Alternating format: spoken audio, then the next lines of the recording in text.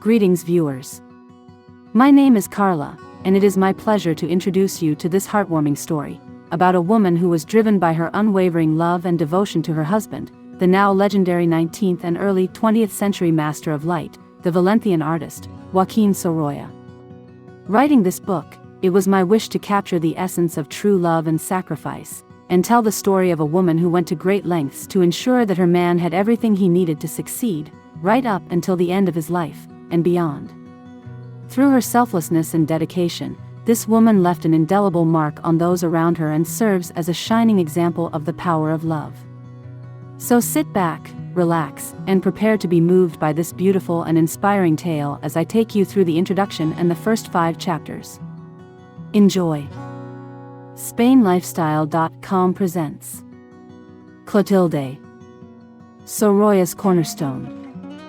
A tribute to the life of a woman with vision and grace. Researched and written by Carla Ingleton de Rocas. Introduction. Too often, famous men are thrust into the spotlight as if their projection was by magic. More often than not, there was a powerful, proud and determined woman behind that man, who was making the engine run, and keeping the tank full, in order to get her man to the finish line. Such was the case with the Valencian painter, Joaquín Sorolla. Yes, indeed he was the talented costumbrista and luminist, who invented his own unique style, and painted like a madman, but it was his wife, mother of his children, and business partner Clotilde García del Castillo who was the mastermind, compass and keyholder. If it weren't for this powerhouse of a woman, Joaquín Sorolla might not have become the international artist that we know and admire today. In fact, he might have had a very difficult life as an unknown artist. Clotilde García del Castillo was so much more than the woman behind the man. She was the woman who created the man. She was his cornerstone, keeping the structure of their business and personal life from collapsing, leaving him free to paint.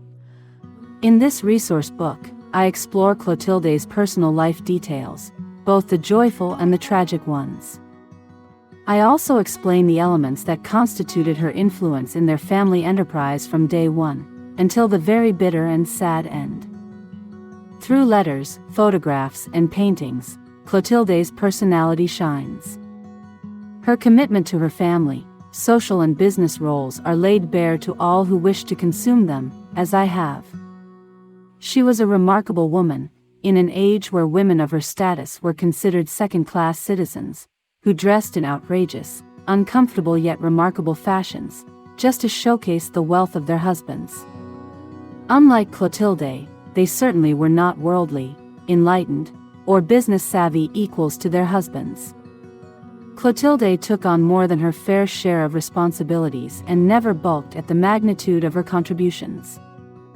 She accepted her duties with enthusiasm and grace. Chapter 1. In the beginning. Clotilde García del Castillo was born in Valencia on January 5, 1865.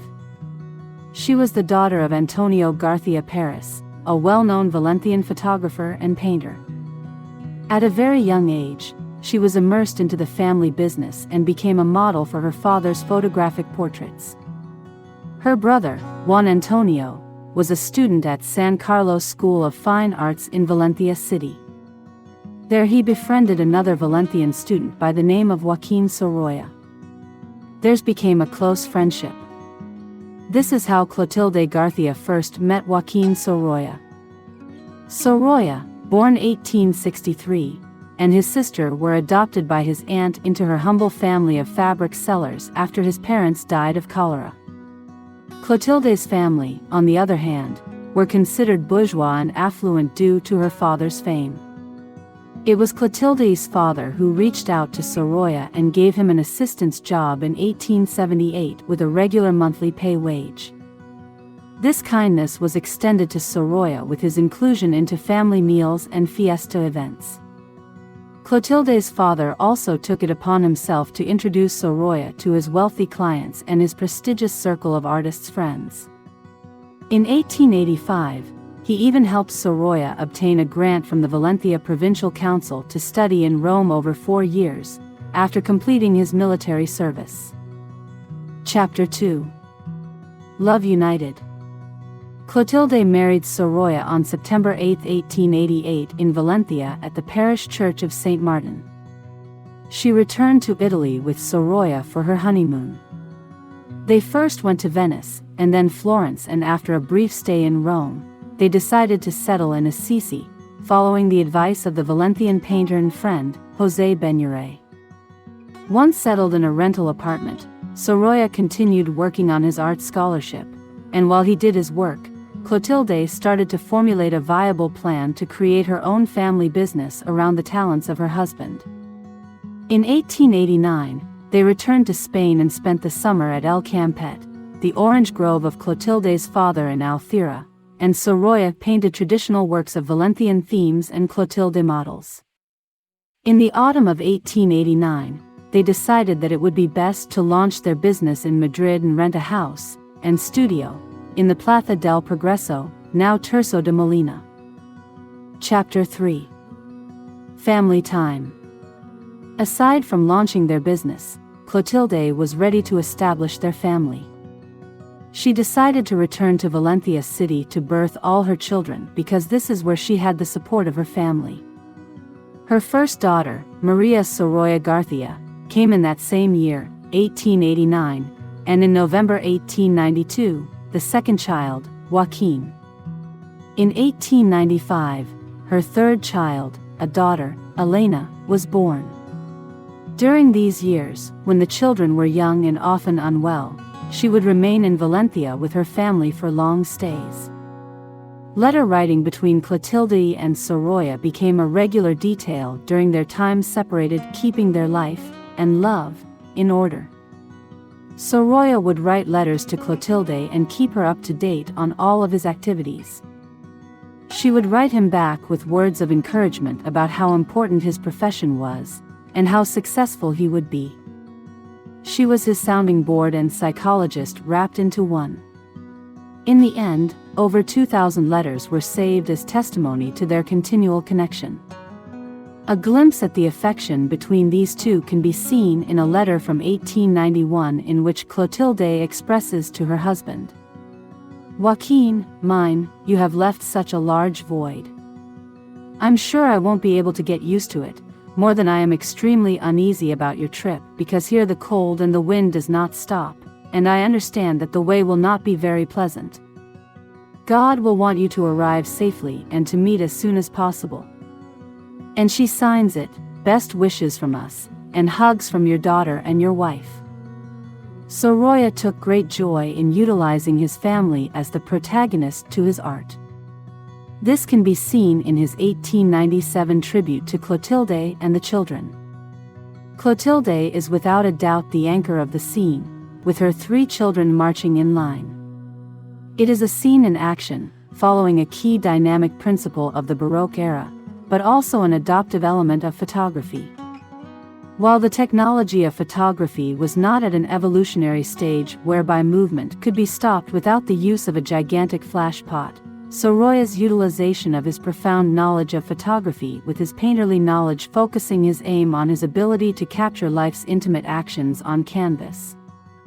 In this painting, entitled My Wife and My Children, Sorolla is also taking his early stride into the fashion foray of the day. The children, Maria and Joaquín, are dressed in their pink bobbies, protective garments, while little Elena runs half-naked to grab Joaquín's bobbie but is held back by Clotilde. Clotilde is barely sketched, almost faceless, but the dress is rendered to draw all the attention. The white dress, a favorite color among young women and for summer, still maintains the high neck. The waist is highlighted by a belt and the skirt, cut on the bias, is glued to the hips from which it opens like a bell. It is the ultimate in French fashion, boasting giant and bulky sleeves called leg of mutton sleeves, typical in the first decade of the Belle Époque. From 1891, sleeves gradually swelled at the top until they reached a huge volume that was achieved in part by stuffing them. These sleeves were very fashionable between 1894 and 1896 and were adapted for all kinds of activities and occasions, even chasing children. Chapter 4. Responsibilities. In 1904, the family moved to a rented house with a garden on Calle Miguel Ángel in Madrid. At this time, Clotilde had already begun to take charge of the administration of their family business. She arranged her husband's exhibitions and did business and networking with possible clients and patrons. No decisions were made without Clotilde. She was the co-signer on contracts, and it was her final word with every lawyer involved. She also wrote the correspondence letters and filed the invoices and other documents, often before she handled her letters. She prepared or advised upon the marketing materials for events, and of course, did all the accounting. Sorolla called her his Minister of Finance. Clotilde was also his model. She would pose for paintings, dressed in the latest fashion styles, so that her husband would have a stocked portfolio of sample paintings to present to prospective clients and patrons. Fashion for Sorolla became a fundamental element within his work that served to capture the evolution of fashion trends of the late 19th and early 20th centuries, which represented the arrival of modernity. It was an era of change in the role of women in society. It was a time of suffragettes and the opening of department stores like Galeries Lafayette in Paris. Women began to dress without assistance because they had been freed from corsets, bustles, and crinolines. Custom couturiers such as Paul Poiret, Charles Worth, Jean Lanvin, and Madeleine Vinet sold tailored fitted garments, made to measure. The irony of this liberation was that fashion designs became even more feminine, and women's accessories were added that proved to be even more troublesome obstacles to women's supposed freedom of movement. Sorolla had a profound knowledge of fabrics that was passed on from his childhood adoptive parents. While Sorolla knew how to buy top-quality garments, Clotilde knew how to wear and model them with grace. For Sorolla, painting the latest fashion trends was also a way to document his family's rise up the social scale. Paris was Sorolla's favorite place to buy fashion. When he wasn't painting, he would look in the shops and dedicate himself to buying garments for Clotilde and Elena. He loved to buy white dresses of embroidered cambric linen with lightweight gauze and white parasols, so that the sunlight would reflect in the materials. Clotilde at the Beach, 1904, is a perfect example of the type of portraits that Sorolla wanted to explore. They were not studio portraits with artificial lights, but outdoor settings where the subtleties of light would become the catalyst for his creativity. Here we see Clotilde in a white dress with sheer organza sleeves and a high neck, protecting herself with a sun parasol.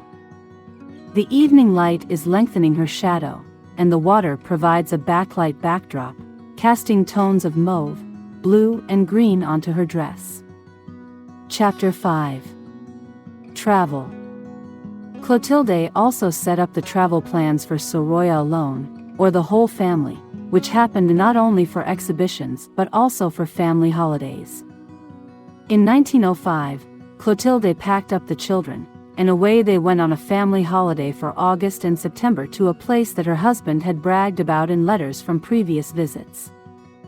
Joaquín Sorolla loved Javilla, the fishing village 90 kilometers south of Valencia.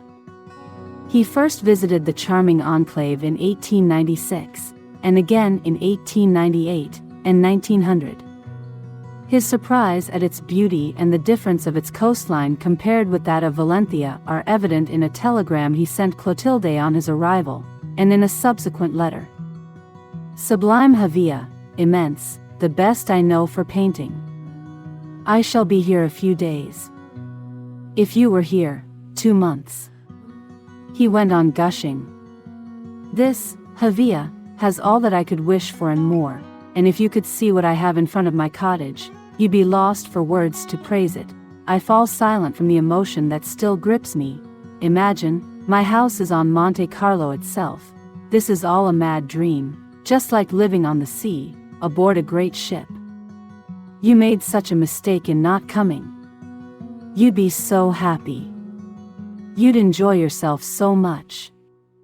This is the place I've always dreamt about, sea and mountains, but what a sea! In this 1905 painting, Clotilde and Elena on the rocks at Havia, Clotilde and her youngest daughter, Elena, managed to pose for Sorolla, without losing their elegant composure, on the rough rocks at the seafront. Clotilde's blouse and Elena's dress are both ethereal white, now a trademark in Sorolla's mature style. However, in this case, the east-facing shore is cast in shadow. The Cabo de San Antonio is still illuminated by the afternoon sun, and the sea has changed to an intense indigo blue. Even though the eye is drawn to the lit landscape, the figures are dominant in the foreground, balancing out the composition. Back in Madrid, in 1905, Sorolla purchased a building plot on Calle General Martínez Campos to construct his dream house and studio. Clotilde became very involved in the design of their family house, which was built with all the luxuries of that time, such as electricity, bathrooms, and a dumbwaiter. She loved fresh flowers and had them in the house daily, a tradition that continues to this day at the now Sorolla Museum. Later in 1910, Sorolla bought the plot next door and installed 3 unique gardens. From June 12 to July 19, 1906, Sorolla exhibited for the first time at the Georges Petit Gallery in Paris, one of the most important rooms for the dissemination of Impressionist paintings.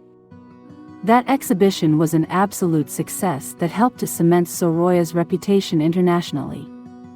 Clotilde was there too, working very carefully to organize the more than 500 different paintings into catalogs, a task that was crucial to the success of the exhibition. Once the exhibition closed, the whole family spent a wonderful summer together at Biarritz, the elegant seaside town on southwestern France's Basque coast. Well aware of its sphere of society, bourgeois and cosmopolitan, Clotilde and her family were now consolidated between nobility and wealthy families. During Clotilde's time, coastal tourism consisted of taking wave baths. The breeze and seawater was recommended for their therapeutic properties. The beachside leisure holiday generally took place in the northern areas of San Sebastián, Santander, or Biarritz, where the cooler weather made the beach compatible with wearing elegant fashion. Sorolla painted his Clotilde in her silhouette, a modern woman's shape created by the health corset of this period that removed pressure from the abdomen. Again, she is in white with a straight skirt, high stiff neck, and wide-brimmed hat and gloves. Life was not always full of holidays and beaches. There were also family tragedies. In 1907, Clotilde's firstborn, Maria Clotilde Sorolla, was diagnosed with tuberculosis. Clotilde and the children moved to a friend's farm in the north of Madrid at Monte de Pardo, where it was thought that the fresh air would help her daughter to recover, which she eventually did. Due to her caring for her daughter, Clotilde had to take herself away from the business side of Sorolla's exhibitions, and the result of her absence was paramount. The Gallery Schultz staged a series of exhibitions in 1907 in Berlin, Cologne, and Dusseldorf. However, they were neither critical nor commercial successes due to the disorganization in the shipment and classifications of his paintings.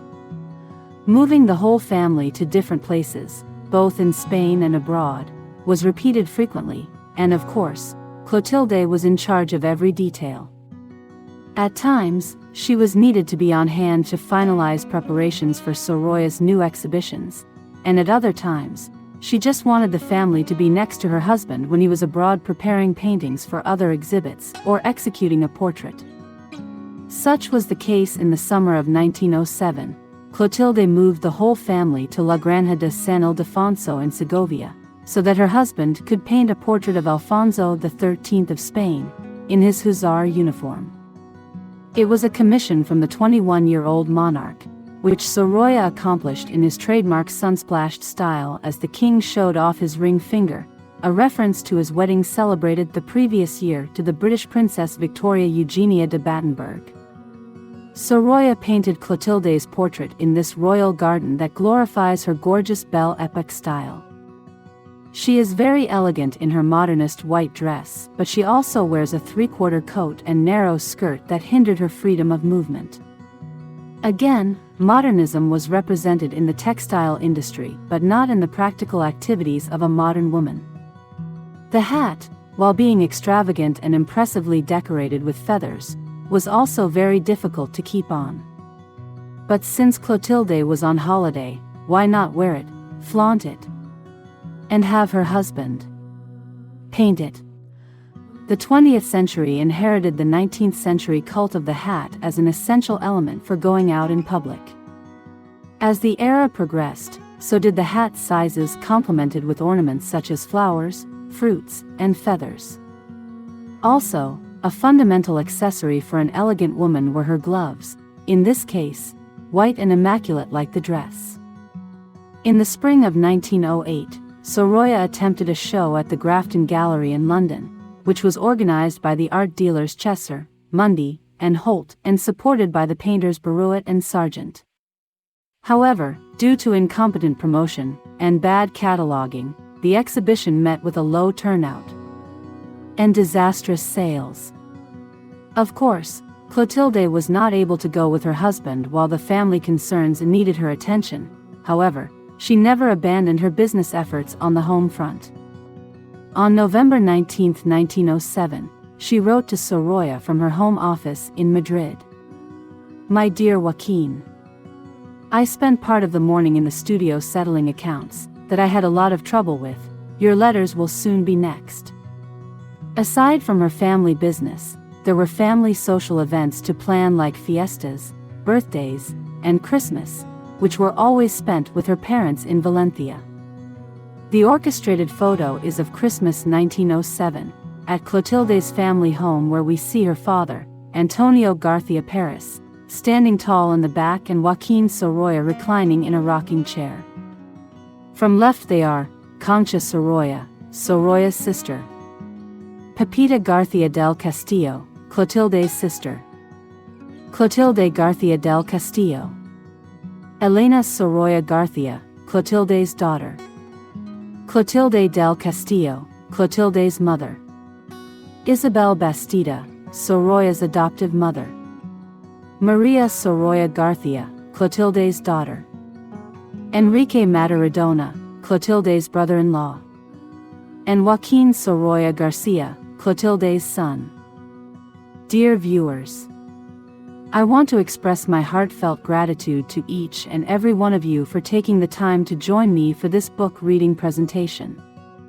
All of my art history books are available worldwide on Amazon. Your support for SpainLifestyle.com is truly appreciated. Through your engagement and interest in this presentation, you have demonstrated a love for education and a desire to learn and grow. I am grateful to be a part of that journey with you. As I continue to strive to bring you the best educational content and resources about Spain's arts and culture, I encourage you to visit my website SpainLifestyle.com for more lessons, books, and informative articles. SpainLifestyle.com also has a Facebook page. I hope that you will continue to be a part of my YouTube on-demand learning strategy that allows you to educate yourself at your own pace. Thank you again for your support. Artfully yours, Carla Ingleton de Rocas.